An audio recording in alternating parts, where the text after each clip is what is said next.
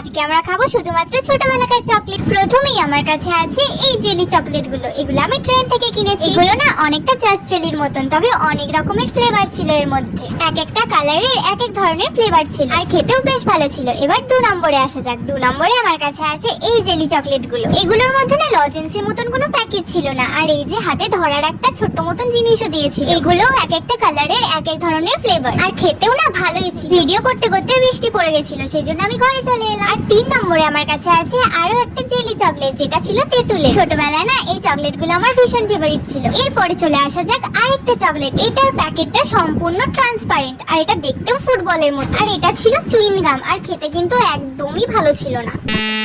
এরপরে আমাদের কাছে আছে এই স্টিক ক্যাডবেরিটা। এটা না আমি ছোটবেলায় কোনোদিনই খাইনি, তবে বাজারে নতুন দেখলাম সেজন্য নিয়ে চলে এলাম। এটার ভেতরে চকলেটে ভরপুর ছিল, আর খেতেও দারুণ ছিল। ওকে, আবার দেখা হবে নেক্সট কোনো একটা ভিডিওতে। ততক্ষণের জন্য টাটা।